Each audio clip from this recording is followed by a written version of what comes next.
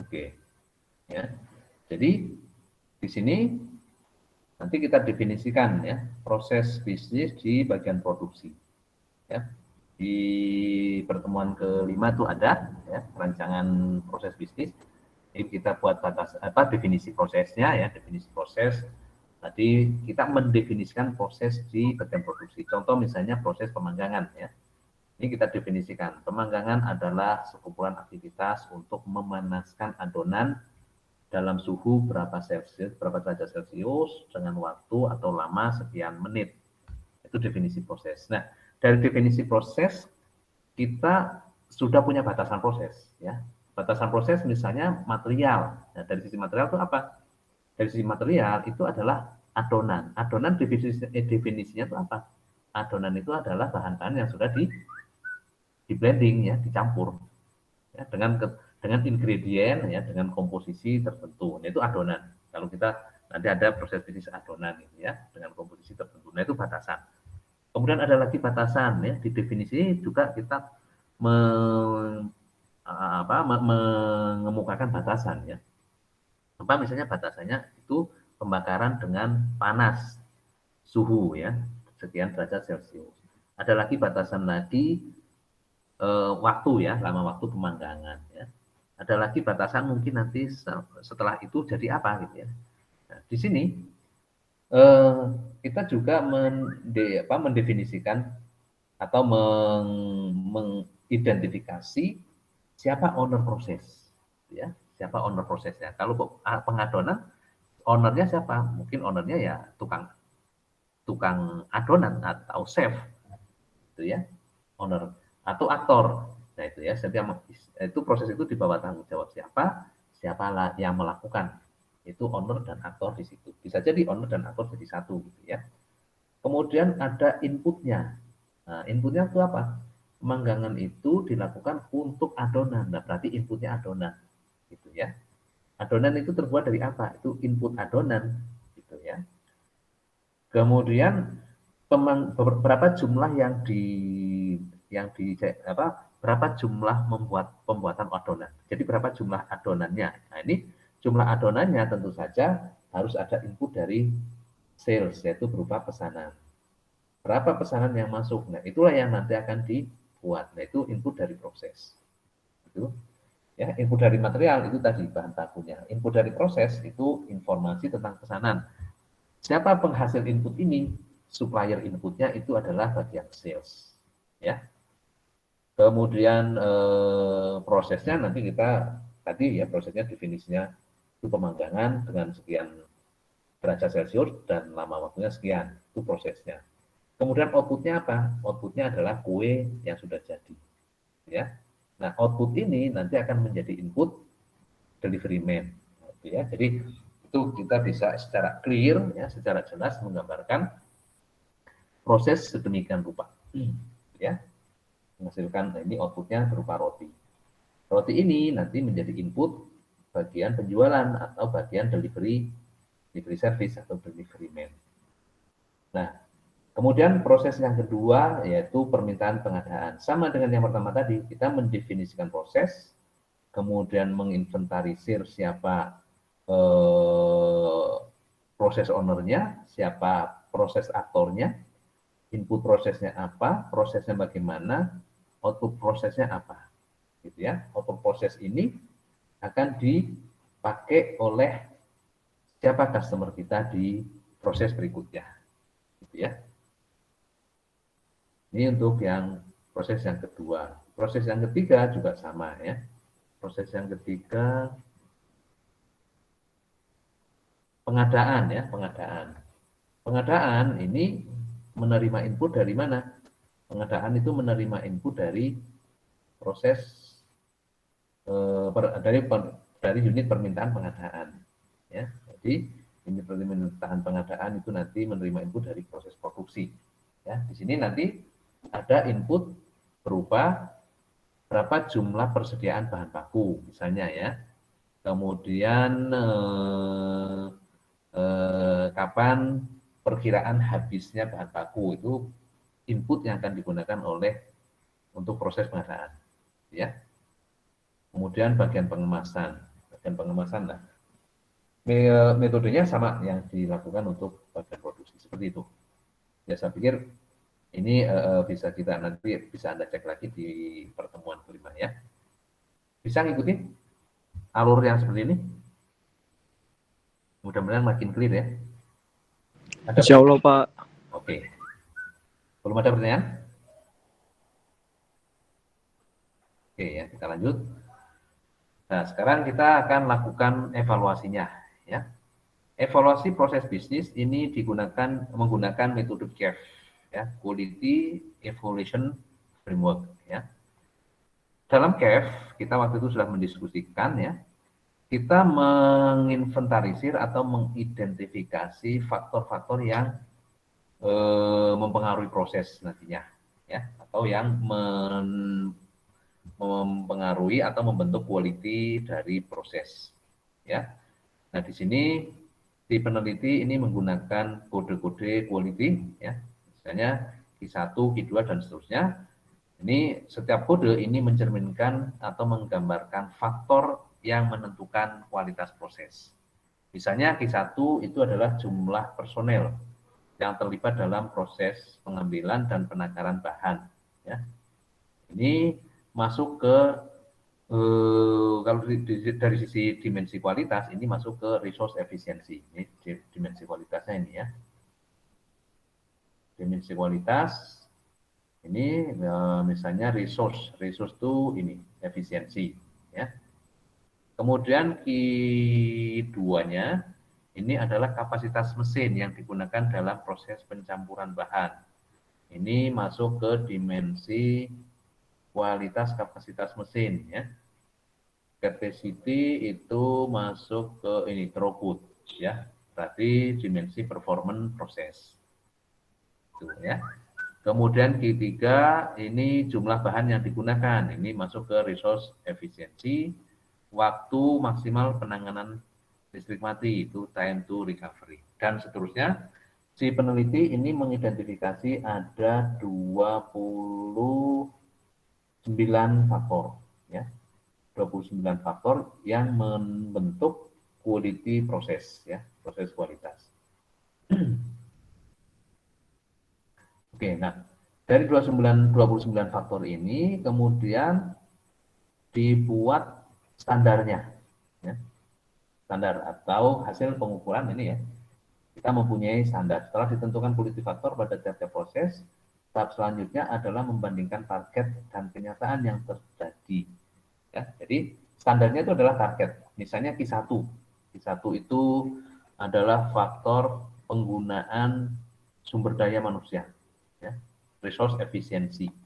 Jumlah personel yang terlibat ini standarnya adalah seluruh personel yang ada di proses itu. Ya, jadi kalau kita bicara kita mempekerjakan, jadi kalau kita punya warung ayam geprek gitu ya, kita mau mengamati atau mengevaluasi proses di cooking ya, cooking atau juru masak gitu ya. Juru masak kita definisikan prosesnya dari mana sampai mana ya, kita definisikan dulu. Kemudian nah di sini yang kita amati jumlah personel yang terlibat, berapa chef yang kita libatkan untuk memasak dalam satu shift kerja. Misalnya ada 3 orang, 3 orang berarti jumlah sumber daya manusianya ada 3 di bagian atau di proses cooking ya. Kita amati targetnya apa? Targetnya setiap shift ini 3 orang harus bekerja. Nah, berarti ini kita pasang target bekerja dengan waktu 3 kali 8 jam ya. 3 kali 8 jam ya, berarti 3 kali 8 jam dalam satu hari ya, dalam satu shift per hari gitu. Berarti 24 jam kapasitas yang dinilai berdasarkan SDM ya. 24 jam kerja orang. Ini targetnya 24 jam, berarti targetnya 100%. Ya. Kemudian dari hasil pengamatan, 3 orang ini kerja semuanya enggak dalam satu shift hari tertentu. Oh, kerja semuanya, ini berarti 100%. Ya, tidak ada gap. Kemudian kedua ini pengamatan untuk kapasitas mesin. Ya.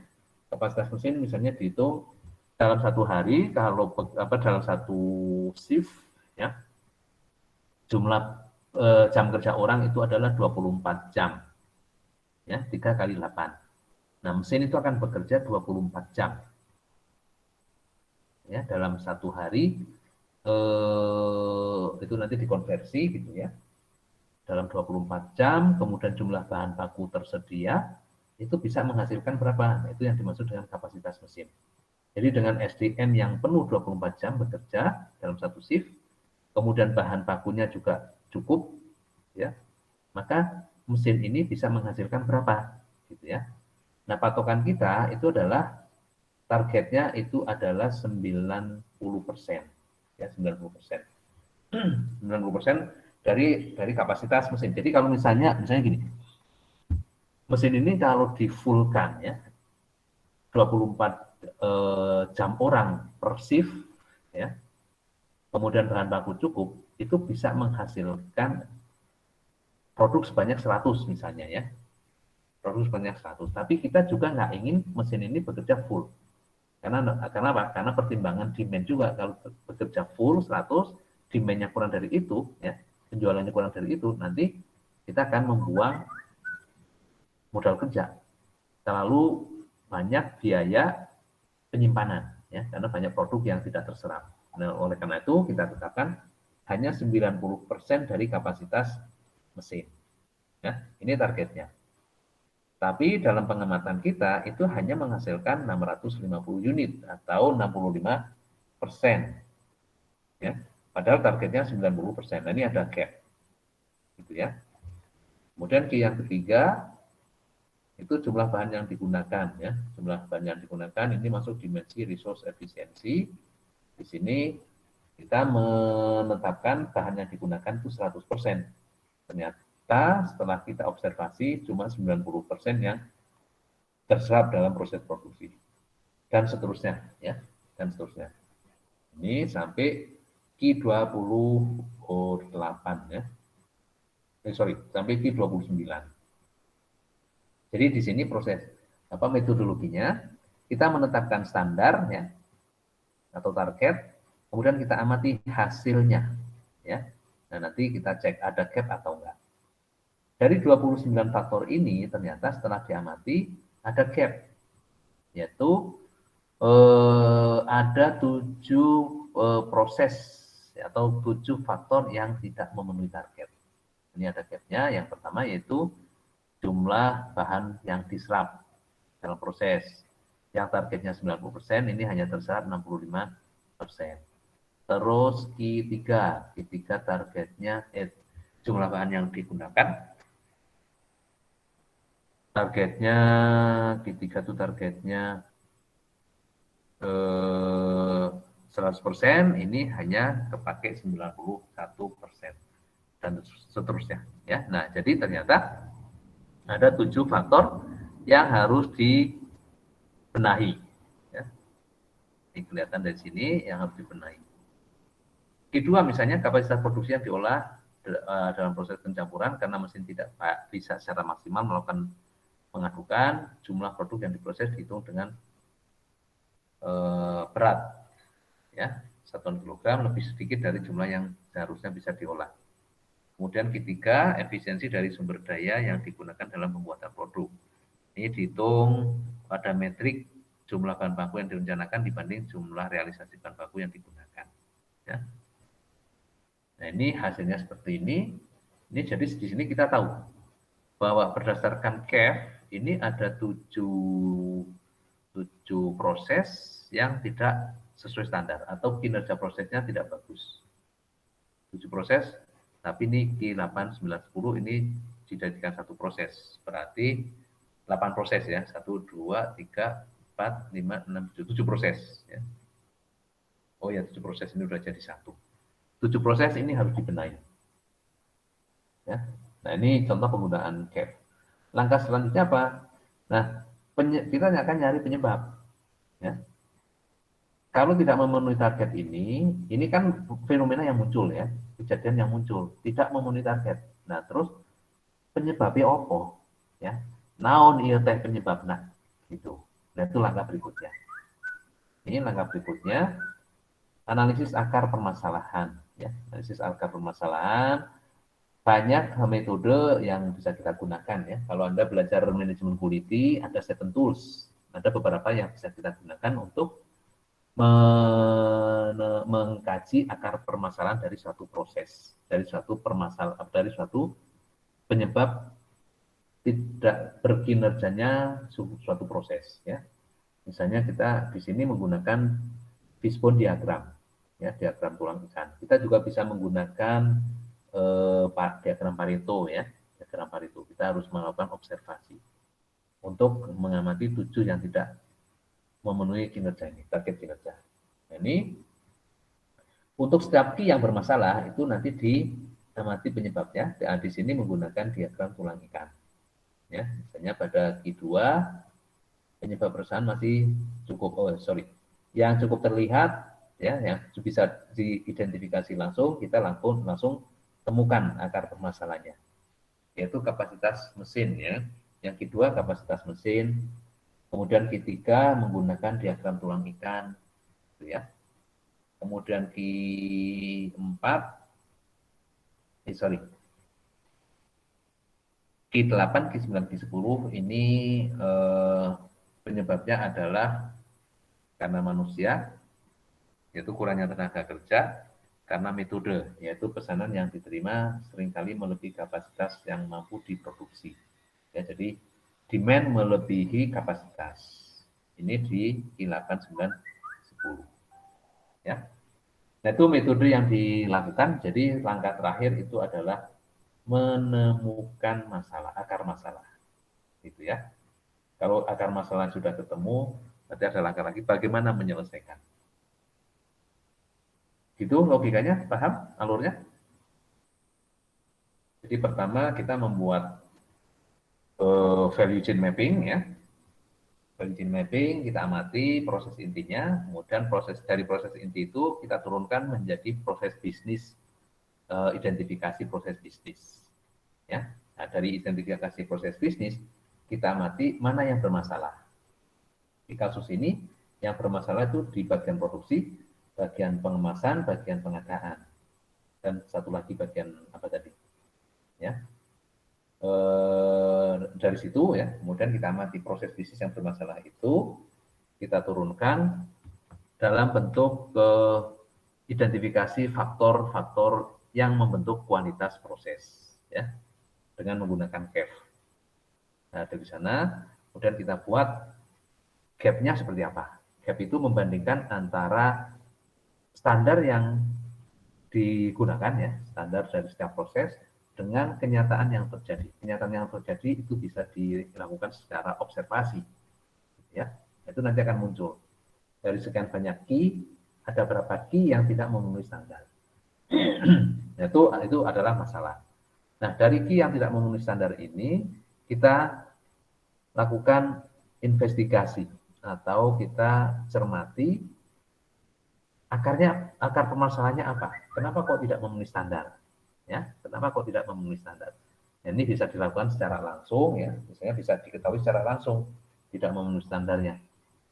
Ya, jadi kayak misalnya taruhlah misalnya ada satu contoh tidak memenuhi standarnya. Kalau kita membuat kita menyelesaikan pesanan ya, pesanan taruh misalnya nasi kotak isinya ayam bakar misalnya ya. Nah, ternyata harusnya dalam waktu 2 jam kita bisa membungkus atau menghasilkan 100 kotak. Tapi ini 2 jam belum selesai. Ya, 2 jam belum selesai. 2 jam belum selesai ini adalah fenomena atau masalah. Kita harus telusur apa yang menyebabkan 2 jam belum selesai. Jumlah chefnya cukup. Wah, berarti nggak ada masalah di jumlah chef. Ya. Bahannya tersedia. Berarti nggak ada masalah di bahan. Ternyata ada satu ketika pas kita lagi proses manggang ya, mangganya pakai pakai gas gitu ya, tabung gasnya habis. Nah, tabung gasnya habis itu jadi temuan. Nggak perlu pakai diagram tolak ikan. Oh, ini masalahnya adalah tabung gas. Gimana menyelesaikannya? Nah, menyelesaikannya kita membuat perencanaan tentang stok tabung gas. Nah, gitu ya. Atau perlu juga kalau misalnya akar masalahnya belum clear, kita menggunakan metode yang dalam 7 tools itu. Misalnya fishbone diagram tulang ikan. Nah, itu metode yang kita lakukan seperti itu. Bisa diikuti kira-kira? Ada pertanyaan? Bisa, Pak. Saya. Nah, tugas Anda, ini tugas terakhir ya. Tugas pertama kemarin kelompok sebelum UTS. Ini tugas yang kedua. Jadi dalam satu semester ini ada 2 tugas, satu kelompok, satu individu ya. Nanti petunjuk tugasnya akan saya taruh di assignment LMS ya, assignment LMS untuk pertemuan hari ini. Dan Anda bisa akses mungkin nanti sekitar jam 3 ya, setelah Jumatan saya akan taruh. Di situ ada petunjuknya, ada petunjuk pengerjaannya. Tapi sebelum petunjuk Anda baca, cara pengerjaannya nanti setiap anggota kelompok itu membahas perusahaan yang jadi kasus di kelompoknya, tapi harus beda, ya harus beda. Contoh misalnya kemarin perusahaan Rizky tentang apa Rizky? Kasusnya yang diangkat?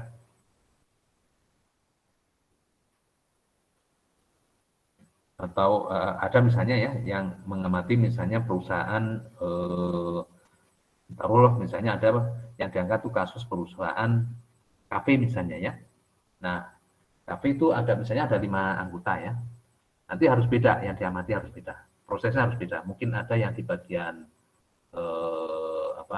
baristanya, ada yang di bagian pengadaan kopinya, ada mungkin yang di bagian waitressnya, ada mungkin yang di bagian bahkan mungkin nanti di bagian ini, di bagian customer service juga bisa. Ya, jadi yang jelas 5 anggota ini harus mengangkat satu proses yang berbeda dari anggota yang lain. Gitu ya. Nah, seperti itu. Dan nanti akan secara detail ada di petunjuk pengerjaan tugas. Ya. Itu yang kita diskusikan hari ini. Jadi